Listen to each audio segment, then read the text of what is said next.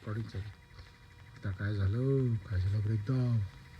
एकदा माणूस होता.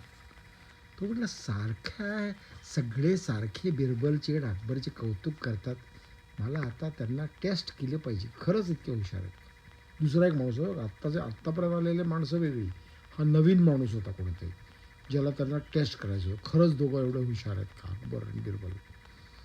दरबारात आला. येताना काय घेऊन आला? पिंजऱ्यामध्ये येलो रंगाचा सिंह असा ताटात उभा होता. सगळ्यांना म्हणला, बघा पिंजऱ्यामध्ये काय आहे? सिंह बघा.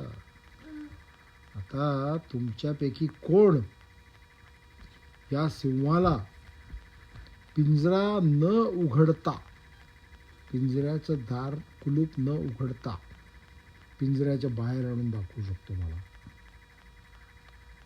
कोणी आणून दाखवतं का बघू? मला कोण तुमच्याकडे हुशार माणूस आहे का? सगळे आधी सिंहाला बघून सगळे घाबरले. सगळे लांबच जवळच जात नव्हते की अरे बाहेर आला तर काय करायचं. बिरबलने 2 मिनिटं विचार केला. तुम्हाला सिंहाला त्याच्यातून बाहेर काढायचं, पिंजऱ्याचं दार न उघडता, कुलूप न उघडता, काहीतरी गंमत असणार ह्याच्यामध्ये. बाकी सगळे लांबूनच बघत होते बरं का. बिरबल हळू पिंजऱ्याकडे गेला.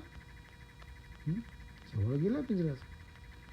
म्हटला आयडिया असं म्हणला बरं का. काय केलं त्याने? तो गेला का चुलीपाशी, जिथे कुकिंग करतात, स्वयंपाक करतात ना, ते फायर असते, पेटवलेली असते चूल तिथली शिजवण्यासाठी अन्न. तिथे एक लाकूड पेटवून घेऊन आला हातात. लाकूड होतं, त्याला पेटवलं, घेऊन गेला तिकडे पिंजऱ्याजवळ. सगळे बघतात काय करतोय बिरबल, सिंह जातोय आणि बाहेर आला सिंह तर आपल्याला खाऊन टाकेल सगळ्यांना. बिरबल काय करतोय, बाहेर काढतोय काय त्याला? घाबरतो. बिरबल जवळ गेला, ते लाकूड होतं ना जळतं, ते सिंहाच्या जवळ ठेवून दिलं. जळतं असं लाकूड. तो काय गंमत झाली माहितीये? तो सिंह होता ना, तो मेणाचा होता, खरा नव्हताच. कॅन्डल असते की नाही आपली मेणबत्ती, ती मेणाची असते. ती आपण पेटवली की हळूहळू लहानच जाते, पितळून जातं सगळं. तिकडे लाकूड पेटलेलं बिरबलने ठेवल्यावर त्या सिंहाचं काय झालं? ते मेण सगळं वितळायला लागलं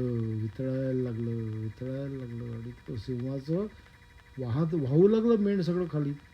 ते वाहत सगळं पिंजऱ्याच्या बाहेर आलं आणि पिंजऱ्यात कोणी सिंह नाही असं पिक्चर दिसायला लागलं. त्याबरोबर तो म्हणला, शाबास, बिरबल साहेबांना खरंच एवढी बुद्धी आहे.